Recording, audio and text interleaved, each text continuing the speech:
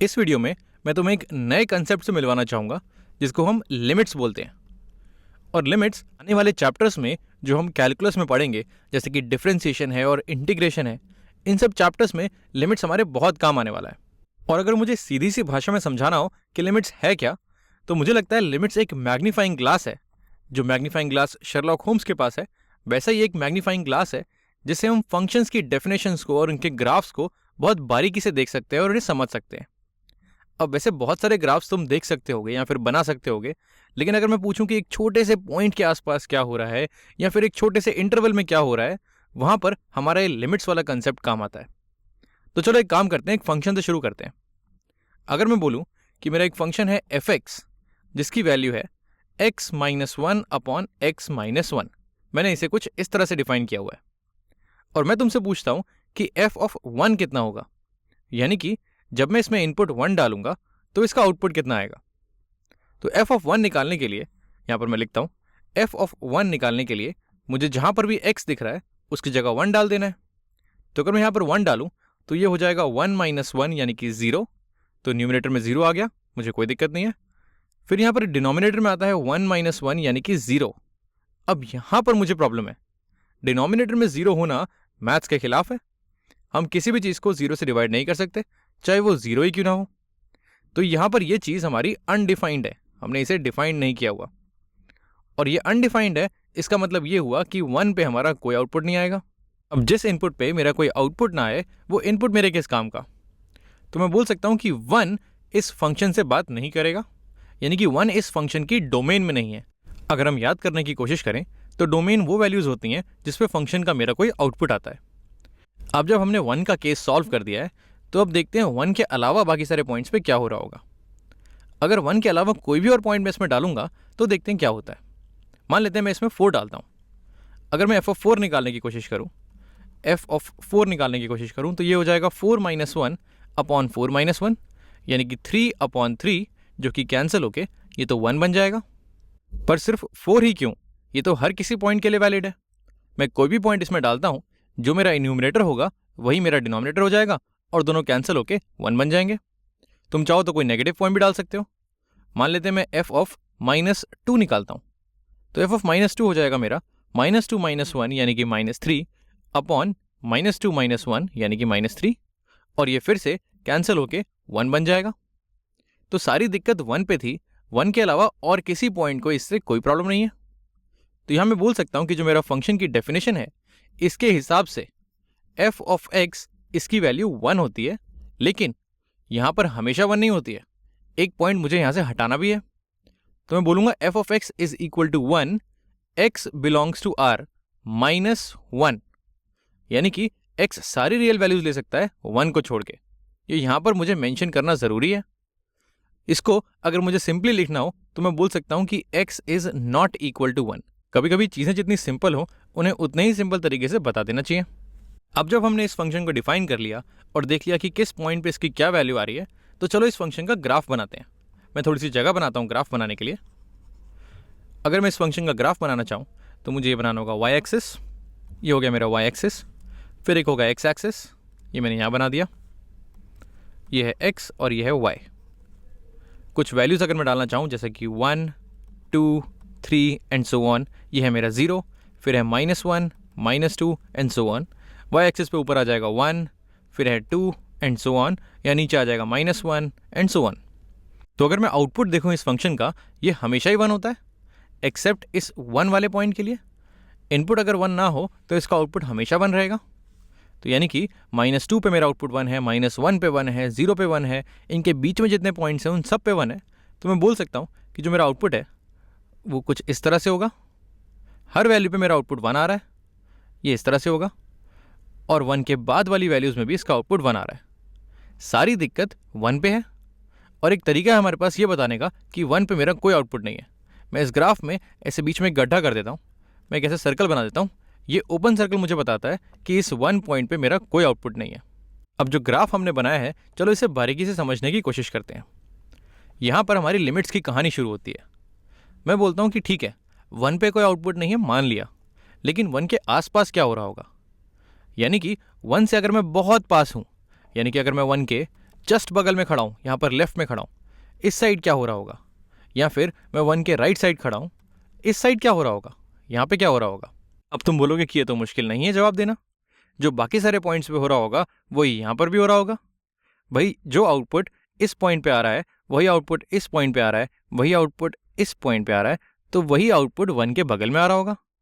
1 को छोड़ के बाकी सारे पॉइंट्स पे इसका आउटपुट 1 है। चाहे मैं 1 के बिल्कुल बगल में क्यों ना खड़ा हूँ, चाहे मैं 0.99 पे क्यों ना खड़ा हूँ, या फिर 0.9999 पे क्यों ना खड़ा हूँ, या फिर 0.99999999 पे क्यों ना खड़ा हूँ, जब तक मैं 1 को नहीं छूता मुझे कोई दिक्कत नहीं है, मेरा आउटपुट हमेशा 1 रहेगा। वैसे ही अगर मैं इस साइड देखूँ तो चाहे मैं 1.01 की बात कर लूँ या 1.00001 की बात करूँ या फिर इससे किसी छोटे पॉइंट की बात करूँ, जब तक मैं 1 को नहीं छू रहा मेरा आउटपुट हमेशा 1 है।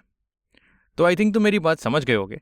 मैं ये बोलना चाह रहा हूँ कि 1 को छोड़ के बाकी सारे पॉइंट्स, चाहे वो इससे कितने पास हो या कितने दूर हो, इस पे मेरा आउटपुट हमेशा 1 है।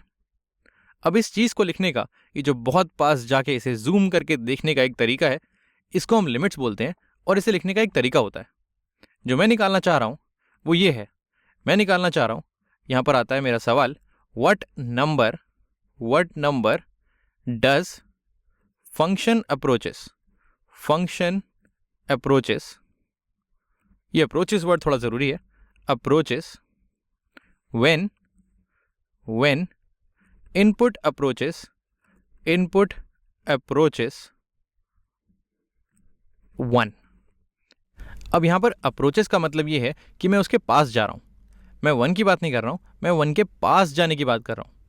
और वैसे ही इस फंक्शन की वैल्यू नहीं निकालना चाह रहा, मैं ये निकालना चाह रहा हूँ कि ये फंक्शन किसके पास जा रहा है। अब इस बड़े से सेंटेंस को लिखने का एक छोटा सा तरीका भी है। हमने एक शॉर्ट फॉर्म बना रखी है, क्योंकि हम लिमिट्स को काफ़ी यूज़ करने वाले हैं, तो क्यों ना हम इस बड़े से सेंटेंस को कम से कम बार यूज़ करें। तो जो हमारी शॉर्ट फॉर्म है वो कुछ इस तरह से है। वो ये है, यहाँ पर मैं लिमिट की शॉर्ट फॉर्म लिखता हूँ LIM, और यहाँ पर जो मेरा इनपुट है मैं उसको लिखता हूँ, क्योंकि यहाँ पर मेरा इनपुट x है, इसको लिखता हूँ x अप्रोचेस, और जिस नंबर तक जाने की कोशिश कर रहा हूँ मैं उसको यहाँ लिखता हूँ लिमिट x अप्रोचेस 1। यानी कि ये एक कंडीशन है, ये कह रहा है कि 1 के आसपास जब मैं हूँगा तो क्या हो रहा है, और जब ये हो रहा होगा तो मुझे क्या देखना है, मुझे देखना है फंक्शन का आउटपुट। और इस फंक्शन का आउटपुट, ये जो y = fx है, इसका आउटपुट मेरा है f of x। तो यहाँ मैं लिखता हूँ f of x। तो यह limit x approaches 1 f of x। ये चीज़ अगर मैं ऐसे पूछूं या फिर ऐसे पूछूं, ये दोनों बिल्कुल बराबर हैं। तो इस सवाल का जवाब है क्या? तुम्हें क्या लगता है, जब मेरा इनपुट 1 के पास जा रहा होगा तो मेरा आउटपुट किस नंबर के पास जा रहा होगा? इसमें मेरा जो आउटपुट है ये एक स्ट्रेट लाइन है, यहाँ पर मेरा आउटपुट कहीं आ जा नहीं रहा, यहाँ पर मेरा आउटपुट सेम है। तो मैं 1 के कितना ही पास चला जाऊँ, मेरा जो नंबर है, जिस नंबर तक मेरा फंक्शन पहुँचने की कोशिश कर रहा है, वो है 1।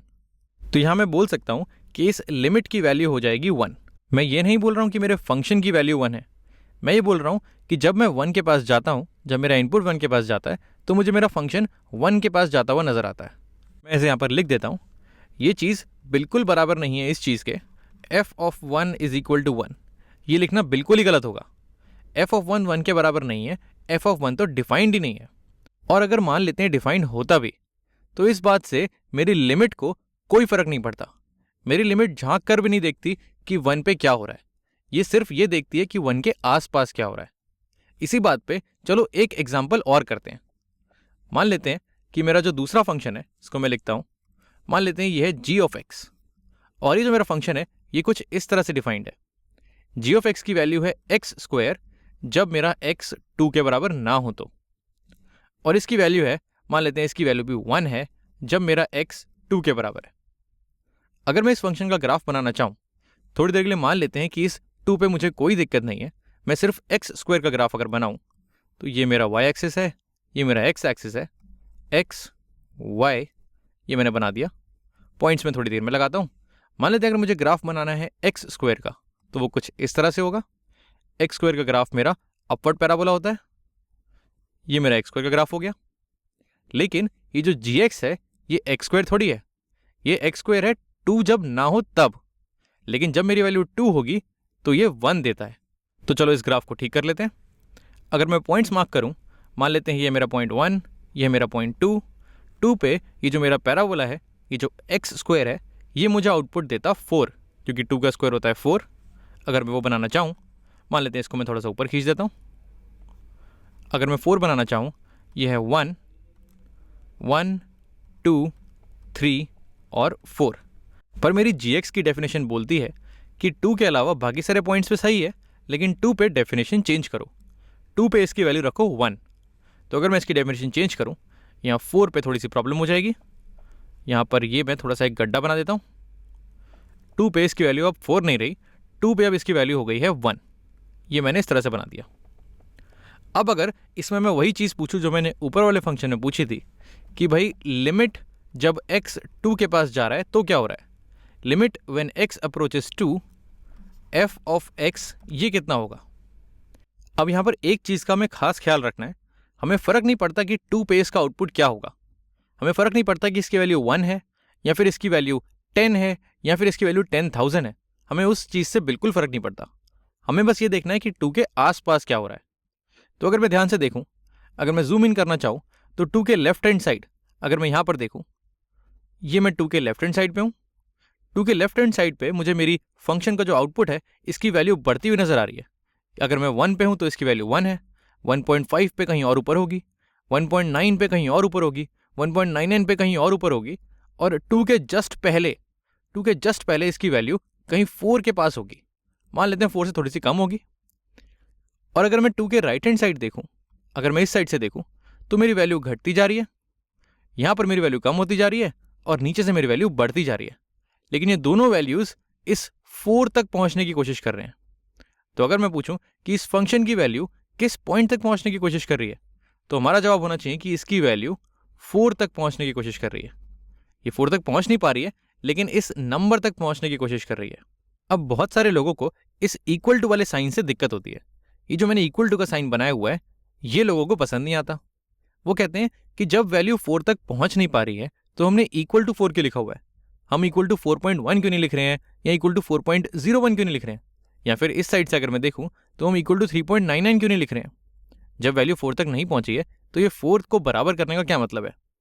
तो यहाँ पर मैं ये समझाना चाहूँगा कि जो मेरी डेफिनेशन है वो ये नहीं बोल रही है कि मेरे f(x) की वैल्यू क्या है, वो ये बोल रही है कि f(x) किस नंबर तक पहुंचने की कोशिश कर रहा है। मैं यहाँ दोबारा लिख देता हूँ। इसका मतलब ये है कि what number is f(x) approaching. मैं फिर बताऊंगा कि अप्रोचिंग वर्ड बहुत इंपॉर्टेंट है। ये मेरा फंक्शन किस वैल्यू को अप्रोच करने की कोशिश कर रहा है। अगर तुम लेफ्ट साइड से देखते हो तो इसकी वैल्यू 3.9 को अप्रोच नहीं कर रही है, ये कभी ना कभी 3.9 से आगे आ जाएगी। ना ही ये 3.99 को अप्रोच कर रही है, कभी ना कभी वैल्यू ये इसको भी क्रॉस कर जाएगी। और वैसे ही अगर मैं ऊपर से आऊँ, यानी कि अगर मैं राइट साइड से आऊँ, तो इसकी वैल्यू 4.1 को अप्रोच नहीं कर रही है, ना ही 4.01 को अप्रोच कर रही है। अगर कोई नंबर है जिस पे मेरा फंक्शन पहुँचने की कोशिश कर रहा है तो वो और कोई नहीं, वो सिर्फ 4 है। तुम चाहो तो इसे कैलकुलेटर पे भी देख सकते हो। अगर मैं 2 से थोड़ा सा छोटा नंबर लूँ, मान लेते हैं 1.9 लूँ, तो इसका स्क्वायर आ जाएगा 3.61। हम अभी देख सकते हैं 4 से छोटा है। अगर मैं एक और नंबर लूँ 1.99, इसका स्क्वायर हो जाएगा 3.96। ये 4 से छोटा है लेकिन 4 के बहुत पास है। अगर मैं एक और नंबर लूँ 1.9999, इसका स्क्वायर करूँ तो ये 3.99960001 हो जाएगा। अब ये 4 के बहुत पास है, बट ये 4 से थोड़ा सा छोटा है। वैसे ही जितना तुम 2 के पास जाते जाओगे, वैसे ही जो मेरा आउटपुट है वो 4 के पास जाता रहेगा। कभी 4 तक पहुँचेगा नहीं, लेकिन 4 के पास जाता रहेगा।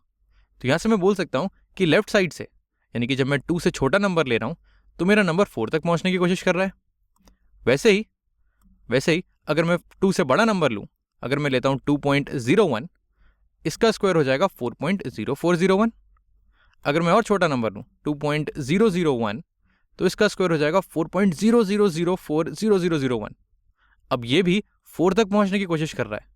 तुम जितना पास जाओगे 2 के, उतना पास ये नंबर मेरे 4 तक पहुँचेगा। तो इस तरह से हम देख सकते हैं कि मेरा जो फंक्शन है, इसकी लिमिट जब मेरा x 2 तक पहुंचता है तो इसकी लिमिट हो जाएगी 4 के बराबर। और अगर तुम्हें ये कंसेप्ट थोड़ा सा नया लग रहा है तो घबराने की कोई बात नहीं है। हम आने वाली वीडियोस में बहुत सारे फंक्शंस बनाएंगे और उनके ग्राफ्स देख के अलग अलग पॉइंट्स पे उनकी लिमिट निकालने की कोशिश करेंगे।